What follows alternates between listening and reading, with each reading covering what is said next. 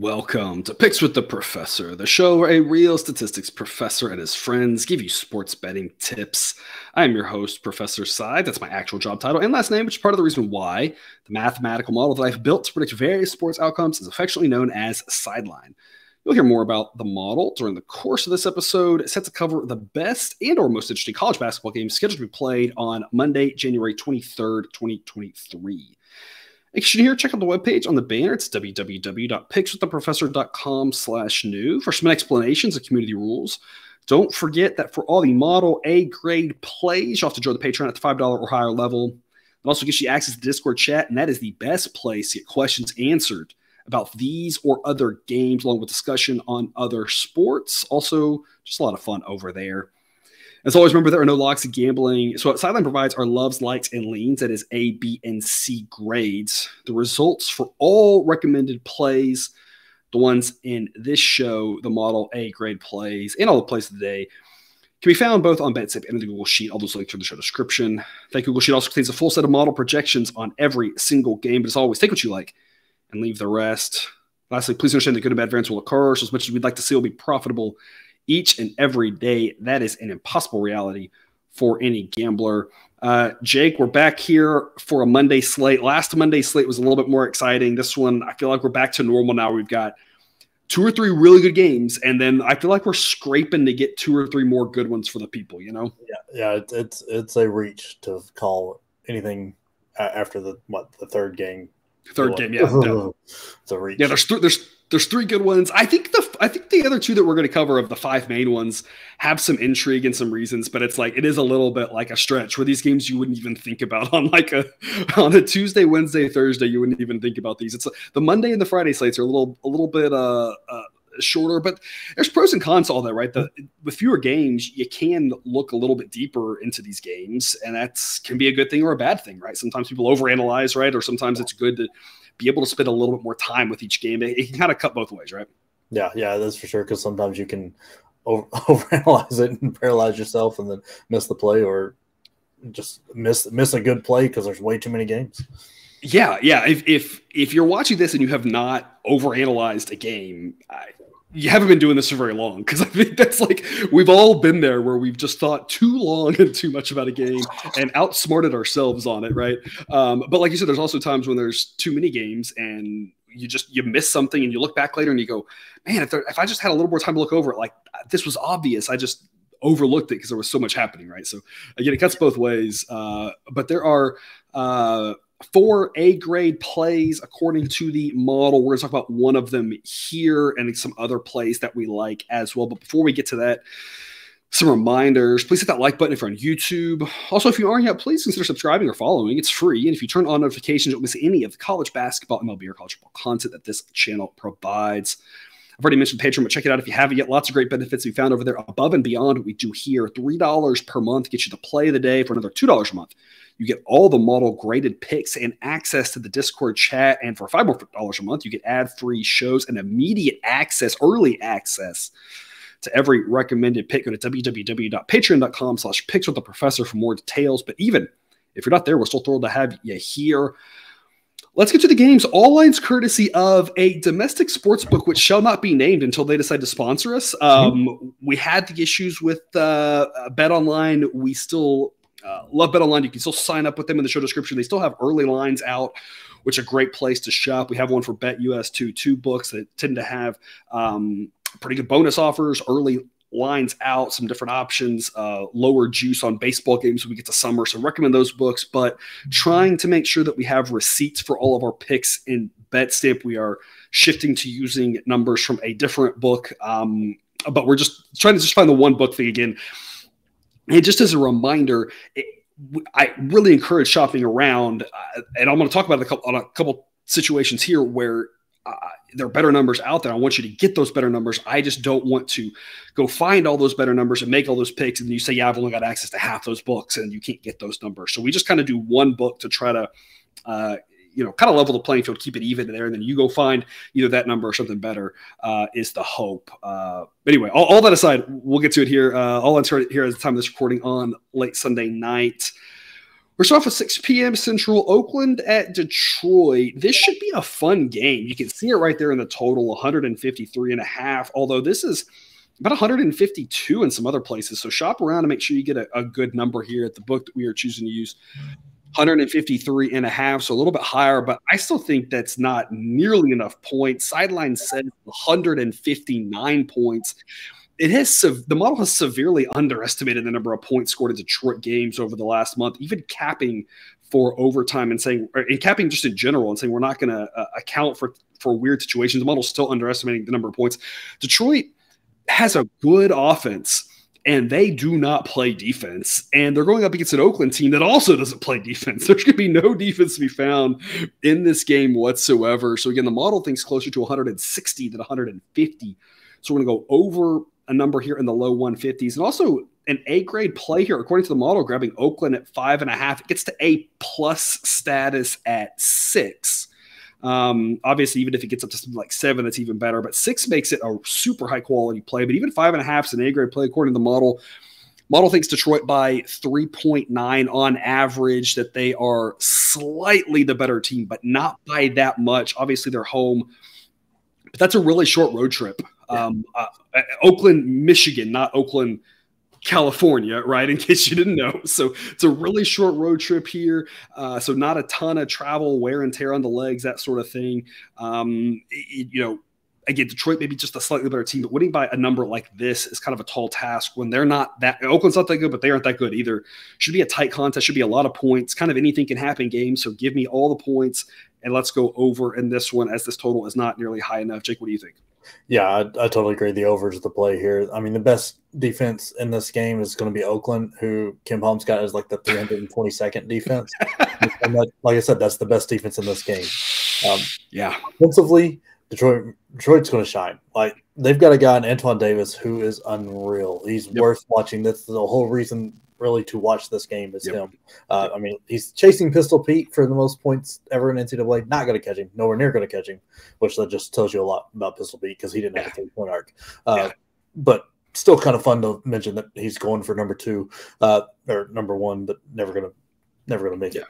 He's averaging 27 a night right now, hitting 40% of his threes, and he shoots almost every possession for him. I mean, he's got 434 attempts. The next highest is 160 on that team. He's just the entire thing. He'll have a monster game because Oakland doesn't play defense. His last 5 games in order go 27, 29, 32, 41, and 42. So I'm hoping for 43 just so we can keep counting. Like, Oakland doesn't have a star like him, but, they've got a really good player in Trey Townsend. And, if there was a team I wanted a guy like that to get me 30 on, Detroit Mercy's towards the top of that list. If they're not going to get in his way whatsoever, should just be a ton of points in this game. Yeah, absolutely. I think the stat that I saw, I can't remember exactly what it was for the Detroit guy that you mentioned, but it was something about he was the only player in NCAA history to, I think it was score 40 points in a game in all 4 seasons that he was there or something like that. I mean, I think he might have set the 3-point record for career. He's got the three-point made, most 3 points. Something like that, yeah. Kind of a skewed statistic because he's on his 6th or 7th year. So. Yeah, but the bottom line is the guy scores a lot of points. He's pretty dang good, and he'll score a lot of points. I think everybody's going to score a lot of points. I think the Waterboy might score points in this game if the defense is going to be played. Pace should be there. It's not going to be quite lightning fast, but you're not going to have anybody slowing it down, and the defenses aren't going to be able to slow it down. So it should be lots of points.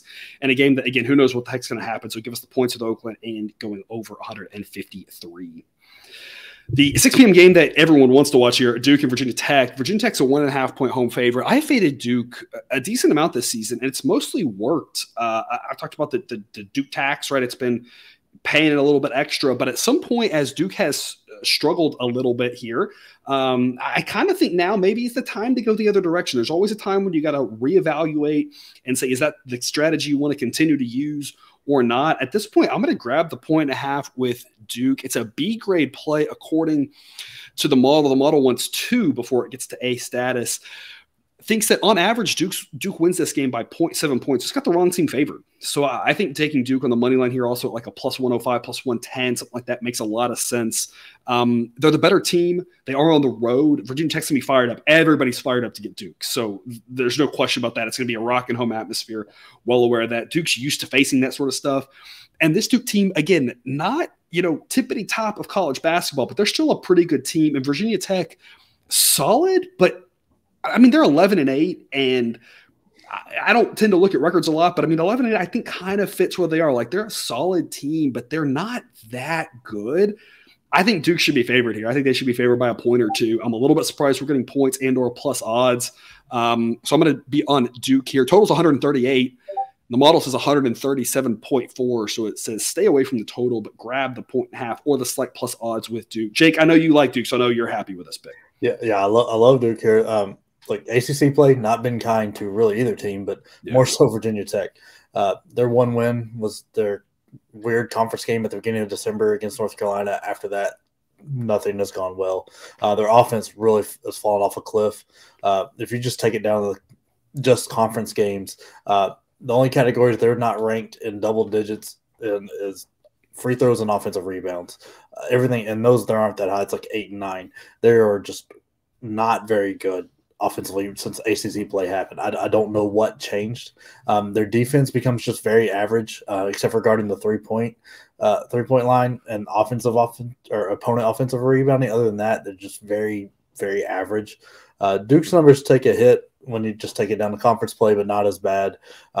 They're still above average in both offense and defense. Roach coming back is big for them. Like you saw the benefit of having like the Clemson game and the Miami game, two very similar games in how they played out. One didn't have Roach. They gave up a lead in the last 5 minutes. Miami, they're able to hold on. I think he's really the difference to be able to calm the offense down. They struggle shooting the ball, especially from outside, but their offensive rebounding really erases that. They're the number one offensive rebounding team in the nation. Whitehead and Lively seem to be playing a little bit better. I mean, Lively had 5 blocks last game. Still not stepping up too much on the offensive end, but I mean, Proctor has been big though while Roach is out. And I think that still carries on. Should be a super tight game. Duke with Roach is a win. I'm going to take for the show. I'm taking the plus 1.5, but personally, I'll be playing the money line just because I think the odds are just better. Yeah, we tend to just do points here because there's not a lot of money lines out when we do this. But I'm absolutely with you. I mean, grab the 1.5, split your wager, whatever, if you want to. If you're at a book, sometimes books do this weird thing where the money line just is on something like this is only going to be like minus 105 or something. But Shop Around, there should be, if you're still seeing plus 1.5 on Duke, you should be able to get a plus 105 or a plus 110 out there. And that would also be a pretty solid investment. When I think back to this last weekend, right, I took the points with Miami and that was a win and said they got a shot to win the game there. Miami's still a bunch better than Virginia Tech. That's really all there is to it. And that was home road split, right? That was at Duke versus Virginia Tech. But when you think about it, Duke won the game by 2. And I think that Miami's probably about as much better as Virginia Tech as the flipping the game location would be. And so at that point, I think, again, Duke wins by 2, right? It's not that simple, obviously. And we're talking about what we expect on average to happen. On average, though, I would say a Duke 2-point win makes a lot of sense. Again, one realization, you never know exactly what's going to happen. But I think Duke's should be favored in this game here. So we're going to be on that side in that one. And then also at 6 p.m., we're going to take the over in the Colgate at Boston game. I mentioned this before. Our friends over at Toothpaste over there just don't play a lot of defense. And that's the bottom line. They got pretty good offense, though. Just don't play any defense. And Boston doesn't really have a great offense, but their offense is better than Colgate's defense is. So they should have an edge there. And they're at home. That's the other thing that I like about this over is that if this is flipped, I would still say Boston's offense has an edge when they have the ball, but on the road makes you a little bit more nervous. But at home, their offense, while not good, facing a bad defense, they should score points. Colgate's offense is good enough, and Boston's defense is not good. Colgate's going to score wherever they go in this conference. So we know Colgate's going to get us points. I think Boston gets us points too. You can focus on team totals here, but I think just take the overall game over here. I think both teams put up points. Both teams can get us into well into the mid-140s, closer to 150, which where the model has it at 149 on average. We're going to go over on this one. Colgate is a 5-point favorite. Model says 5.3. So it says to stay away from the side, just play the over 144. Jake, what do you got? Yeah, I mean, it feels really weird to take an over with a team, including Boston, like with that offense. It's so weird. But I mean, Colgate can't guard your local YMCA team. No. Their offense is insane. They lead the nation in effective field goal percentage, so they're always taking good shots. They're 4th in 3-point percentage, 9th in 2-point percentage, and they refuse to turn the ball over. At the same time, they don't force turnovers, so Boston need just a little bit of help out of them, and this should fly over just as Colgate's offense is just nuts. I mean, another good thing going for Boston is Colgate's defense is so bad. I mean, Boston has an unreal amount of their shots blocked. Like, looking at this, like almost 13% of their shots are blocked. Wow. That's just an unreal number. That means they're going for a lot of layups? Yeah. And I would hope. If this jump shot's getting blocked, that's just sad. I mean, they shoot a decent percentage, so I guess when they not covered, it's going in. But it was unreal diving into that. I just don't think Colgate's going to be in their way enough. So I think we're going to get flyover, just a little bit of help out of Boston, and it should be fun. Yep, absolutely. All right, and that'll take us to the 8 p.m. games. Kansas at Baylor. Baylor's played really well lately. Been talking about that. Kansas has been a team that's been profitable fade. Been talking about that, right? So I feel like a little bit of a broken record here, but just to recap in case you're new here, we are now 10-5 fading Kansas with another successful fade of them over the weekend at home against TCU. Baylor's looked really good since they struggled early on, lost a bunch of close games, but Scott Drew just sticking with the game plan. It's paid off pretty well at home. The model says it should be Baylor minus 3.3. I'm going to back Baylor minus 3. I really would love 2. Baylor minus 3 is a C grade play, but if it drops to 2, it becomes an A grade play. And that's because the probability of winning by 1 is not extremely likely. So once you lay 2, I've talked about this before, once you lay 2, you are really likely not to lose. Bottom line here is that I'm just not convinced Kansas is that much better than Baylor, if at all, really. I've been talking about that for a while. It looked like Kansas was the best team in the Big 12, but I was always hesitant in that. And the bottom line is this Big 12 is just so dang good, and it's hard to really know who's going to beat who on any given night between Kansas, Kansas State, TCU, Baylor, Texas, Iowa State, right? You got a bunch of really good teams there. And I think that this is a situation where, the common person on the street is going to look at this and say Kansas plus 3 on the road is a great play. And there's no such thing as trap lines, that the odds makers are not trying to trap you. But I think what they are doing is they are saying if they make this Kansas minus 2 or minus 1, where the common person on the street doesn't bet it, they know they're going to get loads of money from the sharps. I'm not the only person in the world that says Baylor minus 2 would be a very strong play. So I think they're holding it here at a pretty good number at 3 because it makes it a little bit tougher.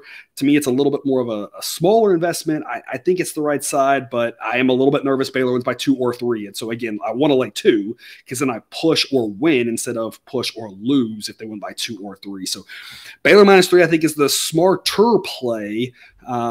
It's a fairly well set line, though. It's a fairly well set total at 149. The model says 150. I've been talking about these Big 12 totals. They didn't go well for us on Saturday, but overall, playing most of these overs has gone pretty well for us. But I think they kind of finally caught up on this one. I'd still probably would lean over if I had to at 149, but it's getting up to a higher number that's just harder to hit overall. So the total is just not a number I like, up there closer to 150. It's back in the mid 140s, though. I'd be all over the over. Again, I think it's pretty well priced. I think the books did a pretty good job here. I think my favorite play, Baylor minus 3, though. Jake, what do you think? Yeah, look, this is the best game of the night. Great watching game. Not a ton of value on the side of the total with the numbers right now. Yeah. But, I mean, this game has a lot of questions, though. We'll see what's happening. Like, can Bill Self right a ship? Is he going to get somebody to step up and help Jalen Wilson, who's just carrying that team right now? And then has Baylor figured themselves out enough? Like, it's going to be wild. I mean, like, Kansas just let in 83 in back-to-back games. I know one was overtime, but it finds it really hard not to back them here. Like you said, it just feels like at a spot. Like, when's the last time Bill Self lost 3 in a row? But Baylor's offense is next level good. They do a great job of getting themselves extra chances by rebounding and forcing turnovers. They don't give it away too often. They make their free throws, and they're one of the best teams at sharing the ball. They have very experienced players on their roster. Plus, lottery pick in Keontae George, who's already has 8 games with 20 plus, and I mean some of those against crap competition, some of those are against really good competition. I mean, in conference, Kansas has become a very average defense. Like, if you look into their numbers without just checking just the conference, you're going to see they have a good defense, which they probably do. It's just Big 12 is very good. They can make good defenses look average. I don't know if 2 days is enough time to solve their issues that TCU just exposed.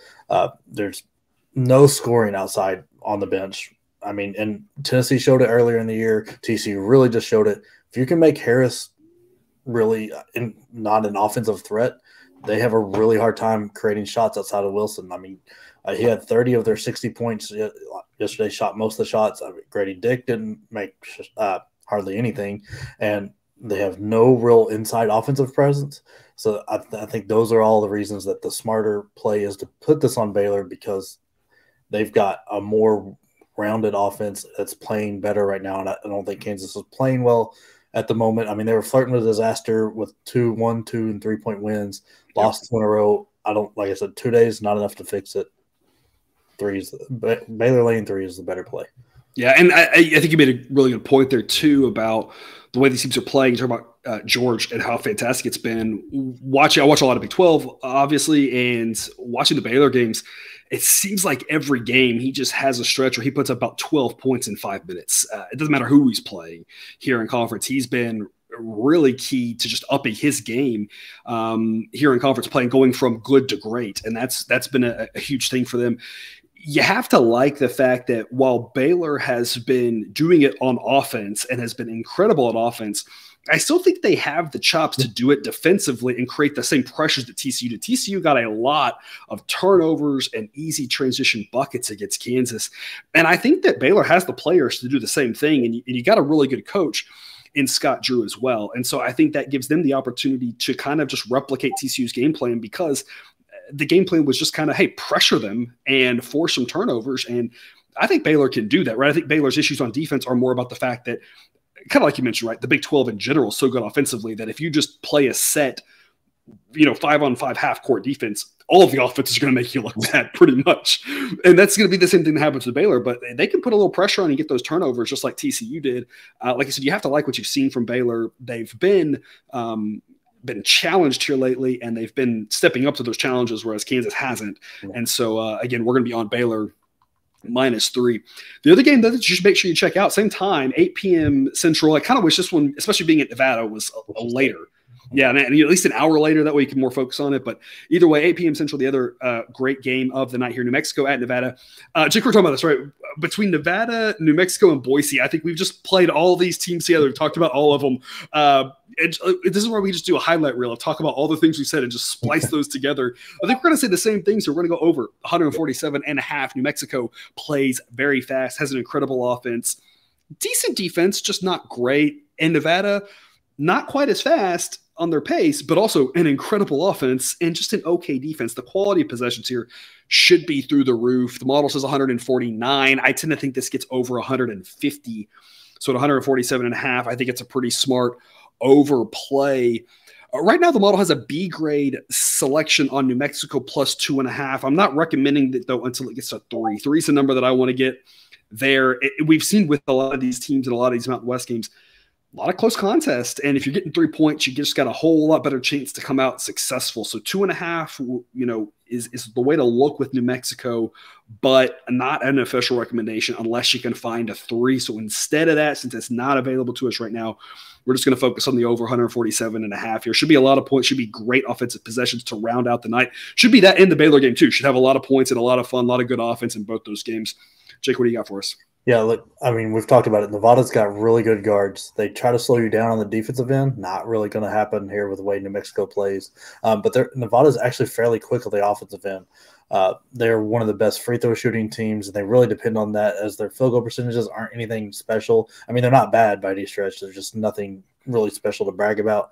With New Mexico State's speed and having just a really good offense, and they do a great job of finding looks, not giving their opponents second chances. It should be a very fun game, a lot of points. Not surprisingly, New Mexico State quite the over team without shooting threes. They're one of the lowest 3 shooting teams in the nation. And it's not that their percentages is that bad. They just don't shoot a lot of them because they're a very aggressive offense because they depend on getting a lot of points from the free throw line when they get fouled on their layups. They guard the 3-point arc very well. I don't think it's going to make that big of a difference in this one. I think the tightness of this game plus the pace it's going to be played at is going to give us the extra points to get us a lot closer to 150 than this like 145 or anything that would go under this 147 number. And just like the one on Friday that we had, we've got the possibility of overtime to get us there as well. Yeah, good gut game. I would say based off of the spread here, probably an 8 to 10% chance of seeing overtime. So if we get overtime in this one, it's almost assuredly going to go over. And if not, it still might fly over just because, again, these offensive possessions should be really good. And speaking of overtime, that's where we're going to go now to one last game. Not a big one at all. It's not the worst game of the night, which sometimes I feel like we have talked about the worst game of the night here. It's just going to be pretty bad. Chicago State at Coastal Carolina. Not only is it going to be a bad game, but we're telling you to root for an ugly game too. We're going to go under 145. The model says 141.5. You have 2 bad defenses, but you also have 2 teams that aren't really playing good offense and or with a lot of pace. And so it's not just about the defense in here. This feels more like an average type game of just kind of mediocre basketball, mediocre pace, mediocre everything. Should be closer to 140 than this number. This number implies that we're going to have good offensive possessions. And Jake, you just don't see the word good going with the offensive possessions for this one, do you? No, the defenses are bad enough, but man, the offenses are just, Coastal is just barely above average. Like decimal points above average, and Chicago State's well below average on offense. They also play really slow, and they play slow in the offensive end. They like to take their time because they know in order for the win, they need to limit possession just totally. So the best way they can do that is taking their sweet time. Yeah. And it's not like Coastal's got the defense that's really going to force them in the turnovers and stuff. Neither team is very good really anywhere offensively besides free throw line. The free throw line is – but that's not going to be a big issue here because I don't think the defenses are going to be close enough to the offensive players to foul most of the time, just with how they play defense. And they don't rebound well. Neither team does. Nothing great happening offensively in this game. I think they're really going to struggle to get to the 70s, and I think this is much closer to like a 74-68 type game or something like that, where it's like maybe low 140s, maybe upper 130s, right in there. Yeah, absolutely. This is one where it's not quite this simple, but I kind of see 3 ways this game plays out. You have a track meet, and that could just happen. Chicago State just could get hot and, their defense is bad. So Coastal at home should score some points, right? And you could just have a track. That's one of the 3 ways. One of the other ways that things I see happening is Coastal just runs them out of the gym, right? That's very possible to speak at Coastal. At Chicago State, maybe a different story, but at Coastal, they could just run them out of the gym. And if they do, given Chicago State's offensive struggles, I have to assume that's a game that just has a sleepy second half and Coastal wins it something like 80-60. And that gets you about 140, should stay well under. The third thing is if Chicago State hangs in there in this game, I think it's going to be because, like you talked about, they want to limit the possessions, drag the game down, and it's going to be a tighter, lower scoring contest where we're going to be at like 65-63 with a minute to go. That's kind of the way that they hang in there and make this a ball game. 2 of those 3 ways we go under. So again, it's not quite that simple, right? I'm not saying there's a 2 out of 3 chances hitting. I think it's probably a little bit too high, but it's one of those things where I think there's just a lot of ways that this can be under, and only really the one main way where I think it goes over. So under 145 here, just too high of a number for us in this one. That is all we've got for you here today for your Monday, Jake. Any parting words? No, I'm just ready to get at it. I'm very excited for this Duke Virginia Tech game. As a fan, I've liked what John Shire did in that Miami game, switching to that 3-2 zone. I think that's going to be something you'll see a lot more of because that was very nasty. There you go. A little nugget at the end, I guess. If that zone helps Duke run away with this one, then we'll say you heard it here first, right? Yeah. All right. Well, thanks for tuning into this episode of Picks with the Professor.